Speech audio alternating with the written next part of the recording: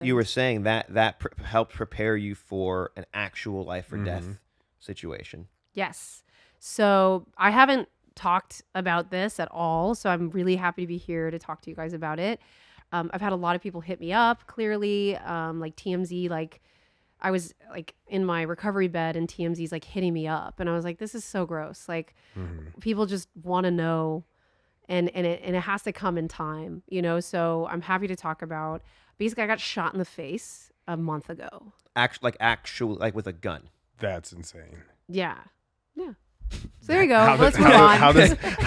How does that happen? You look fine to me. This is what's crazy, right? Well, you guys always throw stuff on the screen. You should definitely show, but like. Here we go.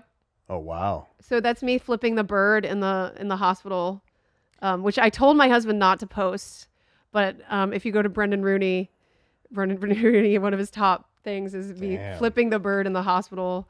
So close to your eye too. So it's still in my eye. It's in your eye. Yeah, I have a fragment still in my forehead. Whoa. And I have a fragment still behind my eye, which is 1 millimeter, which is a pencil tip, away from blinding me. Oh my goodness. And then I went it's a bird shot. Yeah. And the bird shot went through my ear and then skimmed the back of my hairline, the lower part of my hairline. It was like a shotgun or something. So yeah, we went clay pigeon shooting for my husband's birthday.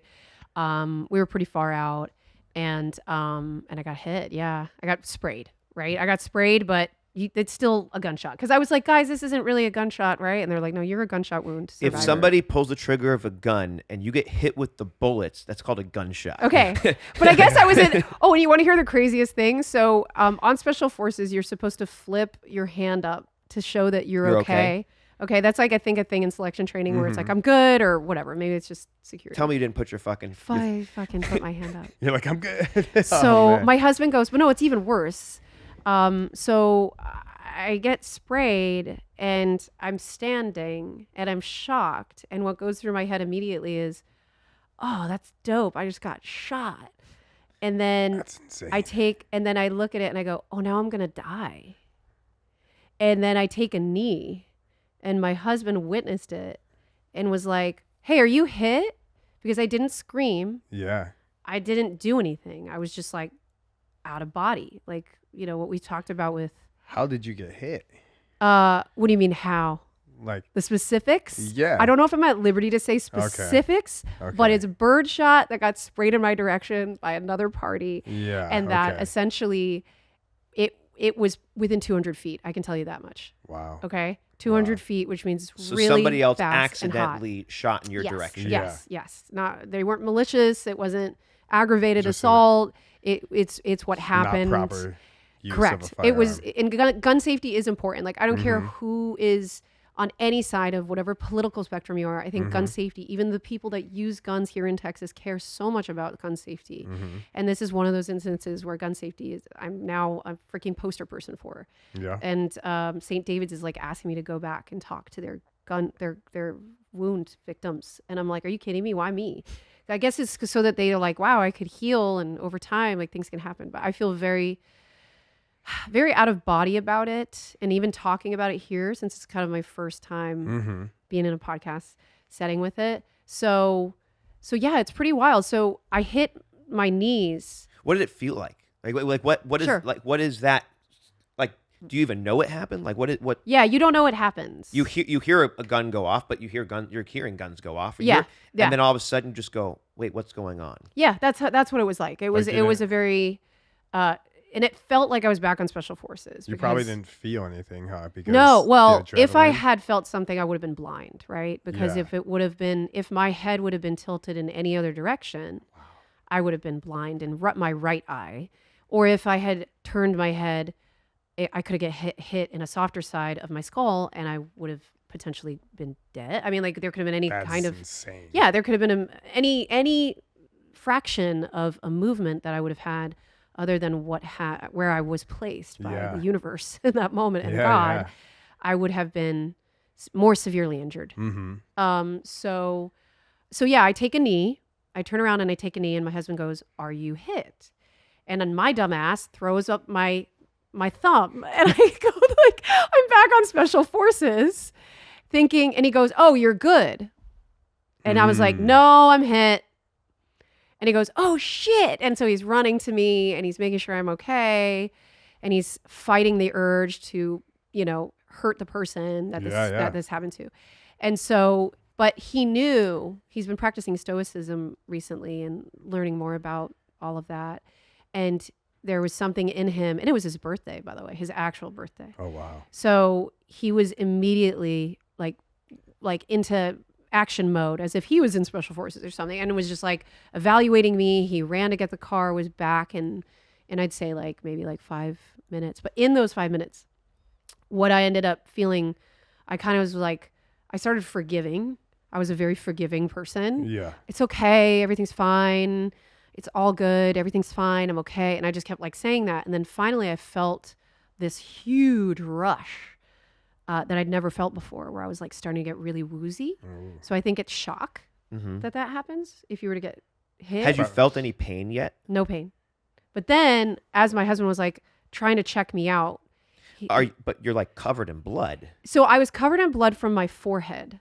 This one was as if he goes, it looks like you got punched by Tyson, because he was trying to make me feel better. Yeah. And he was and I said 3 things. I was like, am I going to die? Who's going to take care of the girls? Is my career over?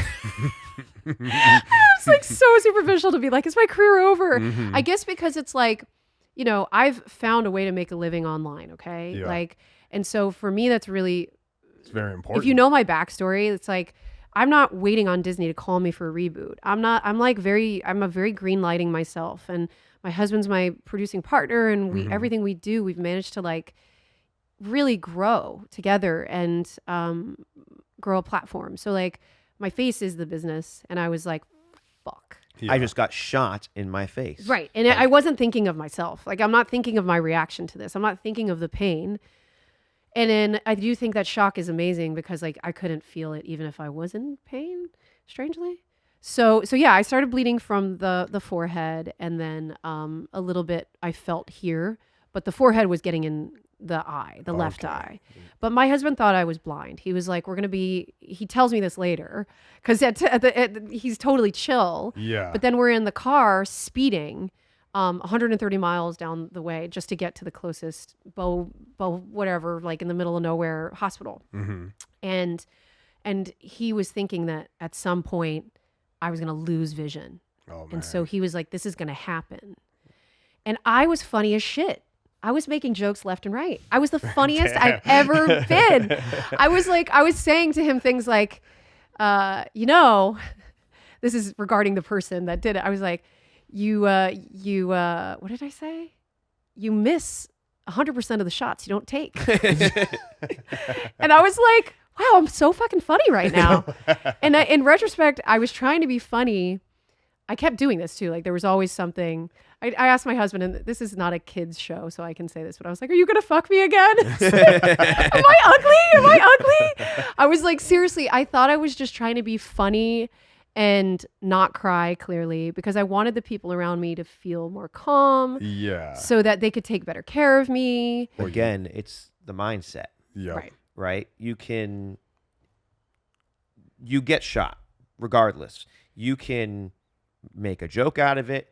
You can feel bad about it. You can lean into the fear.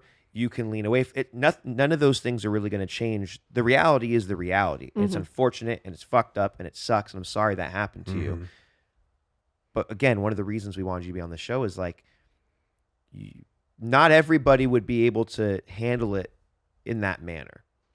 And I think that speaks volumes to just who you are and how you have, become successful and how you have stayed, at the level. And I can't even fucking. I do have a question. How did you? So you heard the gun go off. Yeah. You don't feel it. At what point? I know you say you take a knee, but at what point are you I think I just got shot? Do you start immediately. to see blood? So I didn't. No. It was before the blood started trickling, and because it was such close range, My plastics team was like, it's cauterized immediately because it's so hot. So like burnt it. So it's clean. Yeah. It's clean. So Okay. because I was worried about infection and swelling and all Okay. that, but they're like, no, it's first of all, there's small fragments. Thank God it's birdshot, right? Because Yep, if yep. it was buckshot, they would have been bigger. There would have been more lead. I could have suffered lead poisoning. Mm-hmm. I would have. So, and that's the thing, was the reason why they were processing me was to see if I needed eye surgery. And based on my scans, because it was so close to anything critical, it was a scientific miracle. Like truly, Yeah, I've had for many people try to not say that word in the medical community. They're like, look, we don't like to say it, but it is, Mm-hmm. because the shot that is in my orbital fat tissue is right pressed up against the bone, but didn't impact the bone, and it's far enough away from anything critical there. I mean, and it's right next to a nerve, and it's right next to a muscle, and it's But right it's next to a thing. Right in that sweet spot. Where it if doesn't there was affect- ever, they didn't even know there was that kind of a sweet spot. That's Yeah. why when I'm talking to an ophthalmologist guy, Mm-hmm. he's just like, I've never seen anything like this. He goes, look, Nerf guns, by the way, like he's like, I take eyes out of children all the time Wow. because of the BB pellets or a Nerf gun or something like that. He's like, those things are very different conversations that I have, not even at super close range. Mhm. If it's hitting these kids in the eyes, I'm taking them out. They're blind. He's like, so when you think about how miraculous this is, it's why I bought a cross for my 41st birthday Mhm. on March. I had my husband buy it, and why he's like cracking the Bible a little bit now. And it's like, you can't deny that miracles happen when you receive one. And this isn't even about the mindset, but it can be interwoven into being resilient and leaning on something bigger than you and having it sort of be very poetic. And I'm a receiver of some sort of a miracle. And when I posted about this, I chose to post about it, which was fucking insane. I could have gone underground, but just so happens that I had a deadline with a skincare company. And I was like, I need to fucking post that, but we do need to tell. I can't go underground. I got to keep making money Yeah. for my family. Mm-hmm. So I chose to post about it, and my husband is so good at knowing how to frame things that he helped me with the caption. And we posted about it, and I was proud of the post. And now it's got like 16 million views. Damn. And it made ABC News World Tonight. And so that's when TMZ's texting me, and I'm still bleeding. And Yeah. I'm like, fuck this. Like, these vultures are coming. Mm-hmm. And I don't want anything to do with it. So I didn't give any interviews to anybody. ABC, Good Morning America. Everyone's calling my husband. He's like, I don't even know how they got my fucking email, like my number, my anything. And it's like people are just hitting him up left and right. And we're like, no, this is our journey. Yeah. This is my recovery journey. And this is my story. And because it's gun related, it's pretty serious. For sure. And so we need to turn this into a positive right away. And I feel like we handled it really well. We were super respectful. People, I would say 95% of the people were super respectful. And then, when something goes viral and it's American content, a lot of these like international folks, with the way that they feel about guns and stuff, like just start saying random stuff. Mm-hmm. Or there's some people who are radicalized here in the States, and they start saying these crazy things on both sides.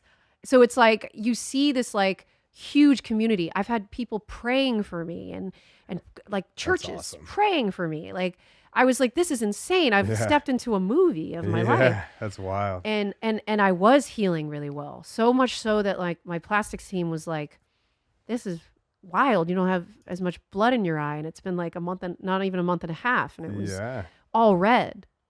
Some woman who was really crazy tried to make a TikTok and say it was makeup. Some guy was like, They'll come out the woodwork. some guy was like, oh, I wish it gone through your skull. And my husband was like, and he had like an ATX in his handle. Mm-hmm. And my husband was like, oh, we're finding this guy. We're finding this guy. He had to like scratch the intel itch or something. I mean, we were literally having a conversation about this earlier. It's like when a post goes viral, it goes to people who aren't in your in Yeah. your circle. That's Right. kind of when And you know it goes viral. We make fucking hamburgers. Yeah. And we've had a few things that go viral, and all of a sudden there's people in there. I'm like, these can't be real people. These have to be bots. Like people in there who are just talking mad shit and like, you know, and it just catches the wrong side of the internet sometimes if it goes viral, and you're just like, as soon as you start getting those comments, you're like, oh, it's viral. You know, like here they come. Like I'm glad he's been practicing stoicism. Because that would be a difficult, you know, somebody comments that, you know, should have gone through your wife's skull. He was really fucked up about it. Yeah. That would really be difficult. He had a rougher time than I did mentally, actually. For sure. Good thing he's sober. Yeah. I know, right? Yeah. I know. I mean, I guess. Goddamn. I know. I mean, in some ways, I mean, I wouldn't have... my husband doesn't drink either in solidarity to me, but I don't mind if he wants to have a beer like with friends. Like I have no problem with it, but it also kind of hurts his stomach. So that's why another reason he doesn't do it. But look, I think it also has to do with his military background. Yeah. You know, I mean, he was in the field again with me, and like of all people, like he knew I trained and I had this resilience for special forces, but he couldn't have expected something like this to happen. And I'm sure on his birthday of all days, and and I felt bad about that. You know, it was like I was worried about everybody but me, and then I would say it was really hard to see him experience his own PTSD with it. He's like, you know, I saw it go in you, and it's like you're my wife. So I'm like, I can't relate to that. I can only relate to what my experience is of getting shot in the face. And hopefully you never have to relate to that. Oh my God. Oh my God, please. Yeah.